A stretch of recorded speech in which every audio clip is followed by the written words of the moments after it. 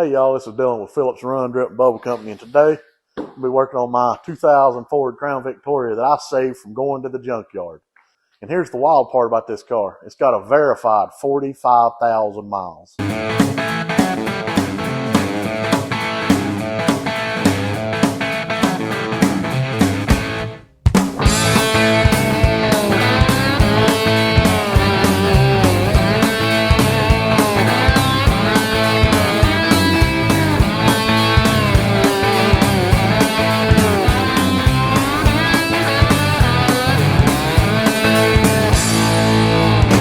Hey y'all, this is Dillon with Phillips Run Drip and Bubble Company, and today I'll be working on my 2000 Ford Crown Victoria that I saved from going to the junkyard. The guy had already cut the cats out from underneath it, and it was headed out, and he posted it just to see if it'd sell, and I bought it. The cool thing is it's a P71, which means it's a police interceptor. And here's the wild part about this car. It's got a verified 45,000 miles on it. Checks out on the title. If you look at the seat, the floor, everything's flawless. There ain't no wear. The seat's not wore. The armrest here ain't wore. So this car was bought and parked. I don't know if it was an investigator's car or who, but it never got drove. We squirted ether in the engine. It started up. So the guy thinks a fuel pump. I don't know. I've got one sitting here. We're going to try it and see. But 45,000 miles headed to the scrapyard is crazy. What's it worth? And where do I need to post it to sell it? Is it Marketplace? Is it on eBay? Is it Bring a Trailer? Leave a comment down there. Tell me where to post this car to sell it after I get it running and cleaned up. And let me know what y'all think. So let's see if we can get this car running and driving cleaned up. So pretty sure it needs a fuel pump, which is convenient because you don't have to drop the tank on these. But they kind of put it in a hole, but it ain't too terrible. You can get to it pretty easy. 4 bolts and then those funky fuel line clips. And it comes out, and I already bought a brand new fuel pump. I got the whole unit. I don't know what it looks like inside, so I just bought everything off Amazon, just replace it and be done with it. So just a simple plug and play thing. So let's get I'll get this fuel pump out and see if we can get it swapped real quick. Well, I got the lines unhooked, and I was looking. And they've tried to solder those wires to make them work. I guess they've replaced the pump or something at some point. But when they've done it, they dropped the tank. And when they drop the tank, there's some wires that goes up here. There's a plug on the end of that goes up in that corner. And then there's another plug here. Well, when they put the tank back up in there, they didn't think, hey, I might need to leave it where I can get this out. So the plug for this is above the gas tank hung up in there. So now I've got to drop the gas tank to get it out. So no huge deal. It's just that bolt there and another bolt on the other side, and I drop the tank down. But people, man, people. Well, I've run into a small problem. So whoever pulled this tank before must have lost the hardware, doesn't care. And they put this nut on there, which is not the correct nut. And then the other side, they put this nut on there, which is also not the correct nut. But this is better than this because this has got a lip on the bottom. So what they done, whenever they put that on there, they tightened it down. Well, there's a little lip right here. Well, they tightened it down, it pushed the lip over against the bolt sticking out, which then put that all crooked up in there and binded it up. So you see right here, see how it's got that little lip. And when that nut they use, it's got that edge come on, it pushed here and then binded that whole thing up. So this Todd tank strap is in a bind, and I can't get it to turn loose. You see how it's sticking farther out? If there's a gap here, not a gap there. Well, I can't get nothing up in there to pull down on the front so that it breaks and falls loose. And that's giving me a fit right this second. But I still got to pull the tank because the plugs, whenever they put everything back together, are above the tank, which they shouldn't be. They should be right here hanging out. But idiots. I got this side loose finally. I had to take one of my pry bars, ground it, the handle looked small if I get underneath it and pry it out. So I got that out. And then I'm just letting the tank hang down. There's a return line right up there that's it's got one of those permanent clamps that you have to cut off, and then I don't know. It's one of Ford's grand ideas. So I've got it hanging down enough so I can plug this plug in, and then the fuel pump sending unit can come out now. So I'll get the dead gas that's out of there out, put the new pump in, wire it, make sure it's all sealed up, plug it in, lift the tank back up. I'll put the new pump hookup up when I get it up there. But yeah, this one ain't terrible. What they've done is they've put one of those, just the aftermarket pump itself in, and then they soldered it and all that. So I mean, you can see the hack job there. So I about got it. I'll get the new pump in, get the tank cleaned out, and be good to go. I think I just figured out the whole issue with the fuel pump. So I was looking at my new plug, and this one has 7 pins in there. This one's only got 5. I was like, that's weird. Looks like the same plug. And this is the wires that was to the original pump. I just clipped them. When I was taking the tank out, it was easier to clip them. And I was looking, I was like, huh, I figured out the whole issue. The reason the pump wasn't kicking on is because the wires where the pin is supposed to be there wasn't through. So whoever done the work didn't put the wires through. So had they pushed that and that a ½ inch up in there, oh, there it went, and there it went, that had all of their plugs stuck through, the pump would have kicked on, and I probably wouldn't have got this car. So whoever done this work, shoddy, it's horrible work. They done me a favor. So now the plugs are the same, and that's the whole issue right there. That one plug was my whole problem. So I feel a lot better about it now, because I was like, if this don't fix it, he shorted something out doing all this mess. And there will be, but come to find out, it's just that one. He just didn't push them up in there far enough. So, I'll take it. I've got the fuel pump put in.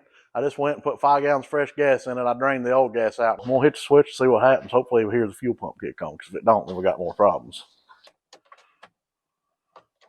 Oh, I ain't got the battery hooked up. That might be a problem. Oh, I heard it kick. I heard it. Boom. Give it a second. That's prime up, I'm sure.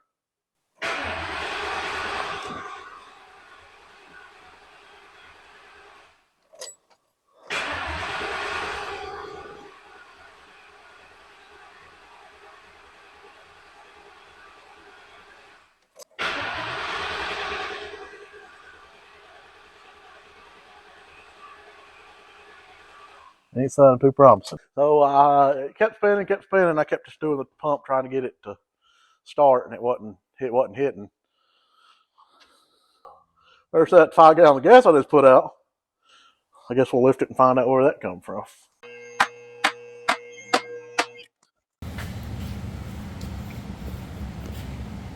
We're in the green. We're good to go.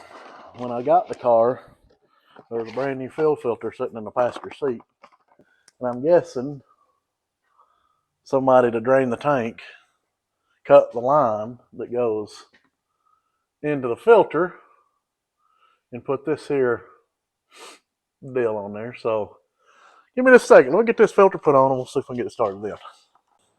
All right, let's try this again. I got that buttoned up.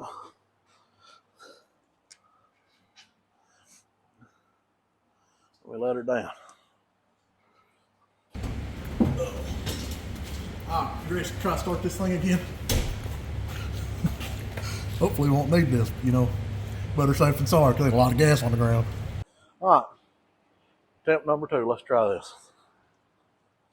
We at least know the fuel pump was getting on.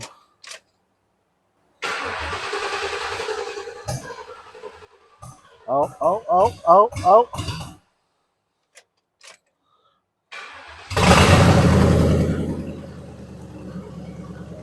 Hey, listen at her. Not like a race car, but it'll work.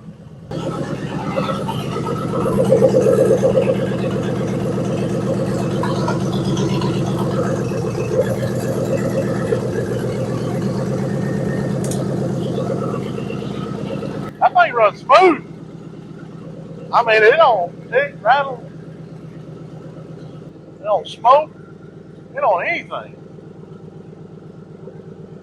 Now you got to work. Now we got to get it cleaned up. Well, I got to get the exhaust fixed. I'm gonna pull the parts. We got another Crown Vic over there. It's got the good catalytic converters on it. I'll go tomorrow, sometime today, and pull the cats off of it, bolt up in that, because they cut it. They unbolted it from the motor, and they cut it before the flange, so I just bolt the new one in, which is cool. So I'll do that. Get it, obviously runs good. Clean it up, go see what we got. I'm definitely have to put a front bumper on it. All right, we got the Crown Vic in the shop running. It's on the lift, and I need to get the catalytic converters off of this Crown Vic, and we can't get it in the shop because it was too much of a headache. So I got the Widowmaker 5000 lift out, and we're gonna lift it up with that, stack some tires on it with some chains and some binders and a little of everything, hopefully make it out alive. So wish me luck on my endeavors here.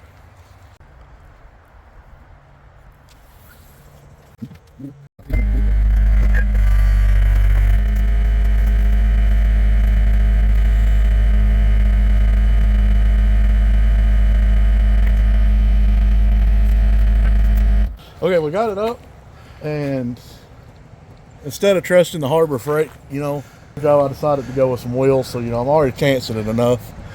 So, I'm not going to trust the Harbor Freight jack stands. Not on this one. The cats actually look like they're in good shape, so it's going to work out good.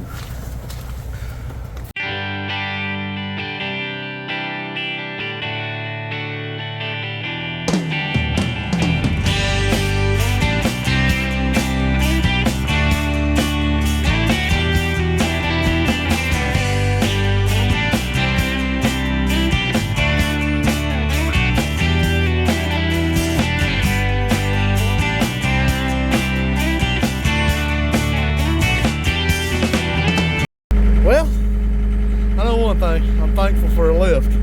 Doing it out here in the mud and on your back underneath all this is not fun. But I got the catalytic converters off. And I hope they're the right ones, because the ones I believe it's on the car out there has 2 O2 sensors inside. This one only has 1 on this side, 2 on this side. I don't know. I know one thing. I got a welder though. I'll make them fit.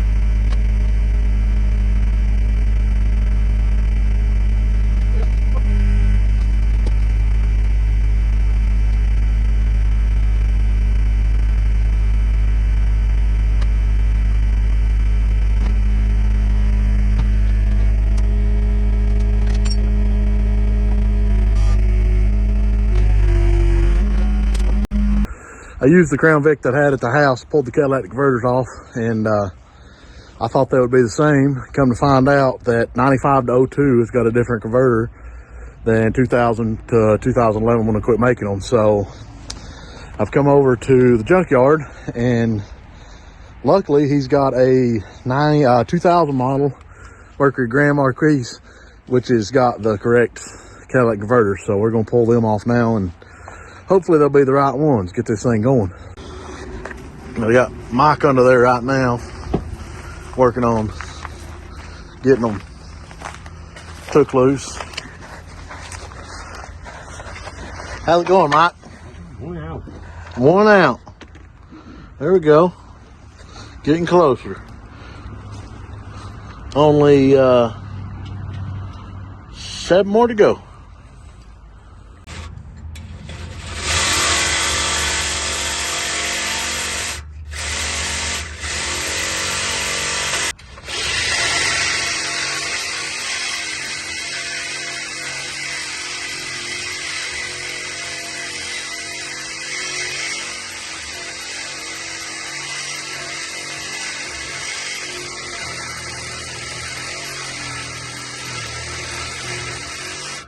So I've got 2 catalytic converters finally.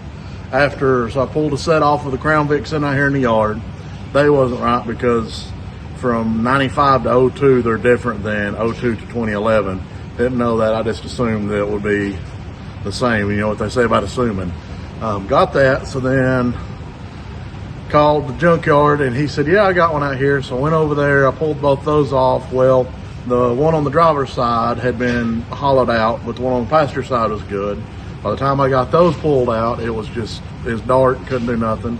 So then we went back over there today, me and Mike did, and found another Crown Vic in the yard that had the left side on it. First one I tapped on it and it sounded hollow, so we just left it alone, went to another one. And the second one, we finally got it out and it's in good shape. So now I'm gonna finally put the catalytic converters underneath this thing. But just a heads up, for if you're doing a Crown Vic, 95 to 02 catalytic converters are different than 02 to 2011. I'll tell you something, here's a little tech tip. If you've got like the Crown Vics or Ford F-150s or whatever, and you're trying to figure out what year parts interchange, you can call the parts store, but you know how reliable that can be. But you can actually use Amazon, get on Amazon, find the parts you need for the exact vehicle, and then it'll say this is an exact fit, then you can click at the bottom of that and it'll say check another vehicle. And you can actually cross-reference 2 or 3 vehicles to make sure that all the parts are the same. And that's what I've done. That's how I figured out the 95 to 02 on the Crown Vics, because nobody really said it. So Amazon can be helpful in that way too. So I just about had the exhaust buttoned up. I was fixing to take the strap that's loose, and I recognized that the hangers looked like they'd been cut. But after I messed with it, they ain't been cut. They're just that dried out. And so I got run uptown. I grabbed 4 more of the hangers. We're gonna put the new hangers on, put the exhaust back up where it's at, and should be ready to go. There's one thing I absolutely hate messing with on the exhaust, and that's these stupid rubber things. Them things are the biggest pain ever. But luckily, Ford, they made it where the bracket that holds them up comes loose, so I was able to get it down. But them things right there are a pain, but just put you enough grease on there and you'll work them on, but they are such a pain. But got them on, so I'm gonna put that one back up. And I should have the exhaust buttoned up. It looks like right here it might be just a little bit low. After I get the hanger put back in, if it is, I'll take the transmission jack and I'll put a little pressure on it and see if it can't pick it up just a little bit. Because it does, it looks like it's hanging down just a hair. Got the caps put under it. I got the new bushings for the exhaust put under it. I cleaned the windshield up. Fuel system's fixed, so the new fuel pump, fuel filter, everything. So should be ready to start. So I'm gonna fire it up right here and see if it runs. I don't know, now it's got back pressure. There might be some stuff pop up, but I think we're gonna be all right. So let's see what it does here.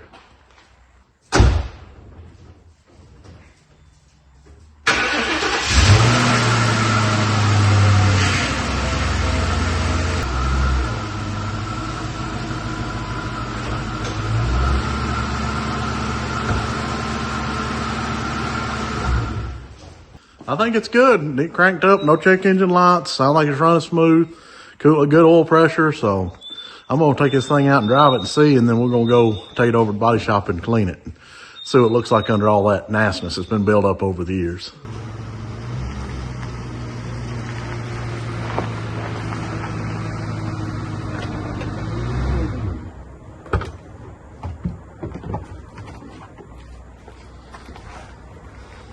Well, it drove good. I have no issues, no smokes, no rattles, no nothing. So I've got it over to the body shop now. I've got the pressure washer hooked up, and I'm gonna pressure wash this thing, see how good it cleans up.